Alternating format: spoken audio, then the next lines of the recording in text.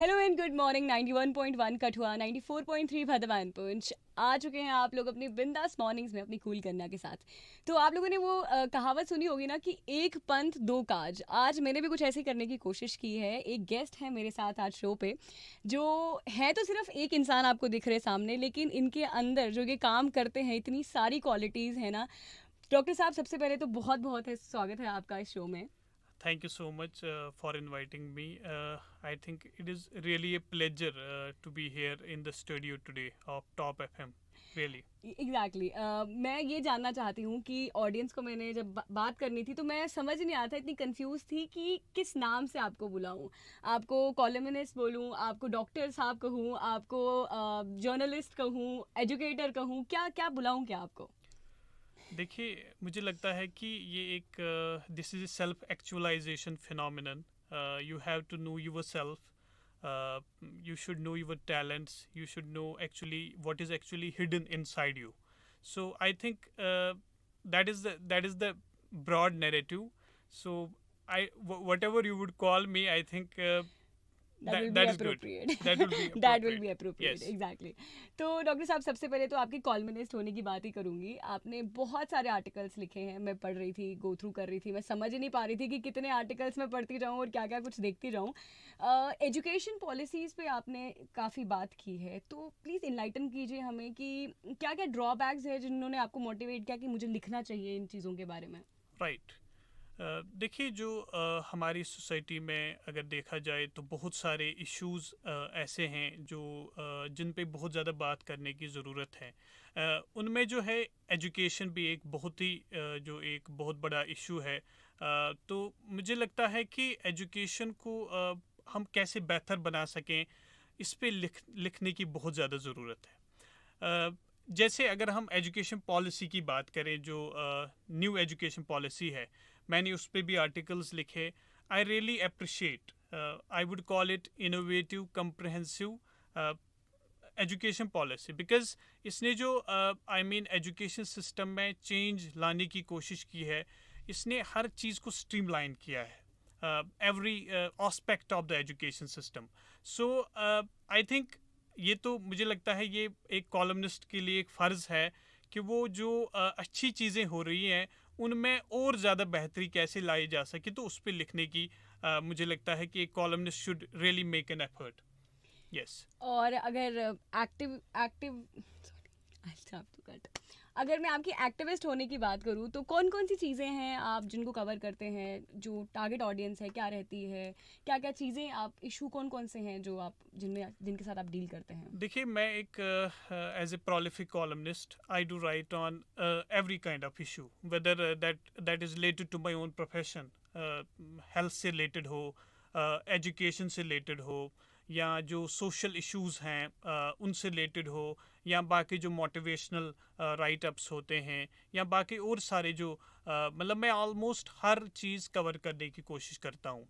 और मेरा जो मकसद रहता है, अगर फॉर एग्जांपल मैं कोई हेल्थ राइट अप लिखता हूँ, तो वो एक ऑडियंस, अगर मैं कोई हेल्थ अवेयरनेस आर्टिकल लिखता हूँ तो वो सीधी सी बात है आम लोगों के लिए होता है. अगर कोई ऐसा हो हेल्थ जो करंट इशू है, जैसे कोई पॉलिसी हो, तो वो सीधी सी बात है वो अथॉरिटीज़ या जो आई मीन जो उस आई मीन जो उससे रिलेटेड होते हैं, तो उनको मैं एड्रेस करने की कोशिश करता हूँ. उसी तरह एजुकेशन से रिलेटेड, उसी तरह सोशल इश्यूज से रिलेटेड. सो ये सारी चीज़ें जो हैं, ऑलमोस्ट जो ऑडियंस जो होता है वो खुद ही पता चल जाता है कि ये किसको टारगेट कर रहा है. एक ऑर्गेनाइजेशन भी आप रन कर रहे हैं, उसके बारे में भी थोड़ा बताइए कि सबसे पहले तो यही जानूंगी कि समय कैसे मिल पाता है आपको ये सब करने का? ये जो मैंने जो आपको पहली बात कही कि सेल्फ एक्चुअलाइजेशन, सो अपने आप को जानना, मुझे लगता है कि जो आप कर रहे होते हैं, जो गॉड ने आपको सलाहियत दी होती है करने की, आई थिंक उसके लिए आपको मतलब मुझे नहीं लगता है कि यू वुड फील कि हाँ मुझे इसके लिए टाइम चाहिए. वो खुद ब खुद आप जब आप अपने आप को जानते हो what you actually are, so you really explore that, and that is what I can say. नहीं, हमने सुना है कि डॉक्टर्स को ना टाइम नहीं मिलता, पढ़ाई बहुत ज़्यादा करनी होती है और फिर उसके बाद बहुत सारी चीज़ें और भी होती है, प्रैक्टिस भी कर रहे होते हैं आप साइड बाय साइड। आप आर्टिकल्स जब लिखते हैं तो मेडिकल के रिलेटेड जो होता है तो दैट इज़ अंडरस्टूड कि वो तो आपकी पढ़ाई है, वो आप लिख लेंगे। लेकिन जब आप पॉलिसीज़ के बारे में बात करते हैं और बाकी सारी चीज़ों के बारे में बात करते हैं तो उनके लिए आप स्पेसिफिकली टाइम निकालते हैं, उनके लिए आपको स्टडी करनी पड़ती है। हाँ, देखिए, आप कुछ भी लिखें, whatever you want to write on any issue और वट चाहे एजुकेशन, हेल्थ और any other topic, I think there it needs a lot of effort, it needs lot of research. So हम मतलब ऐसे ही मतलब it needs it really needs time, but वो जो टाइम निकालना होता है मुझे लगता है कि वो हमारा एक रूटीन बन जाता है फिर। So that that becomes then easy for us. So as a columnist, ये तो एक तो मैं ये कहूँगा कि जो राइटर्स होते हैं, मुझे लगता है कि उनको गॉड ने पहले से थोड़ा दिया होता है एक गिफ्ट, फिर उनको एक टाइम आता है जहाँ पे वो उस टैलेंट को एक्सप्लोर करते हैं। आई थिंक दैट हैज़ मतलब 3 साल पहले मुझे भी एक ऐसा मौका आया जब मैंने राइटिंग स्टार्ट की, एंड अल्हम्दुलिल्लाह, अल्लाह के करम से, गॉड के करम से, I have make a good name as a columnist. बाकी की चीज़ें करते हैं लेकिन ऑर्गेनाइजेशन का सवाल जो है वो मेरा अधूरा रह गया कि उसमें आप कौन कौन से इश्यूज़ को कवर करते हैं। हाँ, जो हमारी ऑर्गेनाइजेशन है Jammu and Kashmir innovative foundation for transforming society, वो हमने 2020 में लॉन्च की, मार्च 2020 में, जब कोविड चल रहा था।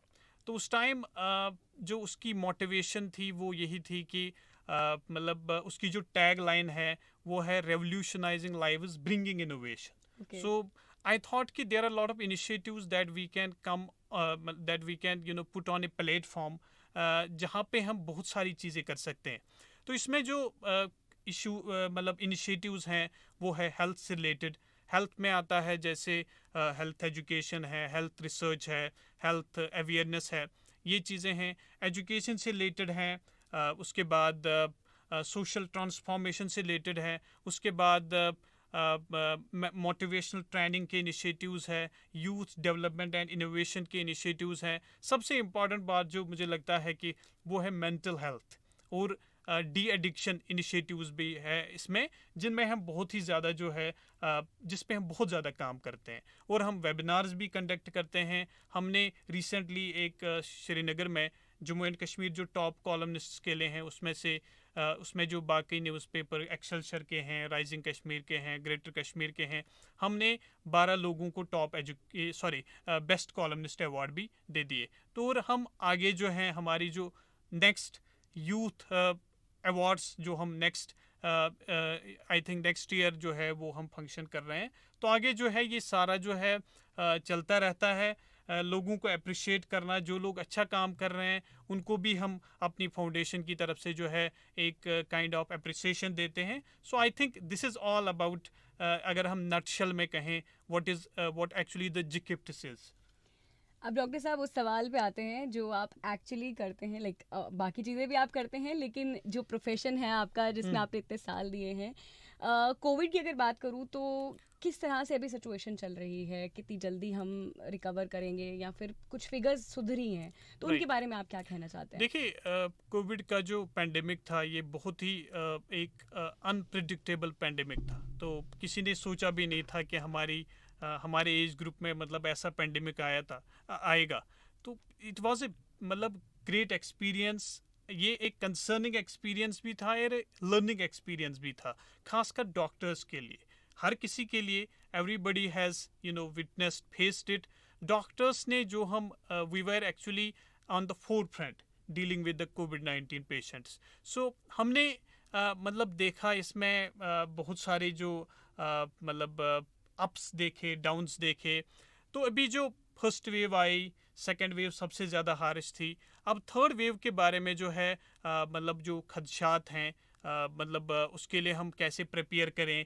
जैसे वैक्सीनेशन ड्राइव बहुत ज़्यादा हो गया, तो उसकी वजह से मुझे लगता है कि बहुत ज़्यादा रोकथाम हमने पाई है। बट फिर भी हमें जो है मतलब हमें जो है ना जो खासकर प्रिकॉशनरी मेजर्स हैं, जैसे सोशल डिस्टेंसिंग है, मास्क पहनना, या जो बाकी रिपीटेड हैंड वॉशिंग जो सैनिटाइजिंग वगैरह, ये चीज़ें जो है हमें थोड़ा सा विद प्रिकॉशंस जो हम मतलब जो भी काम करें विद प्रिकॉशंस करें। I think that is the main जो मोटिव मैं जो कहना चाहता हूँ लोगों के लिए और बाकी मतलब ऑडियंस के लिए। जैसे विंटर सर अप्रोच कर रही हैं हम्म, और कोविड भी है, डेंगू भी चल रहा है आजकल, तो उसमें कुछ स्पेशल प्रिकॉशंस लोगों को लेने चाहिए, क्या रहेगा उसमें अगर आपकी एडवाइस लेंगे तो? हाँ, देखिए जो अभी जो है फ्लू, जो मतलब जो है वायरल फ्लू है, या जो डेंगी जो आपने कहा, डेंगी के केसेस बहुत ज़्यादा बढ़ रहे हैं।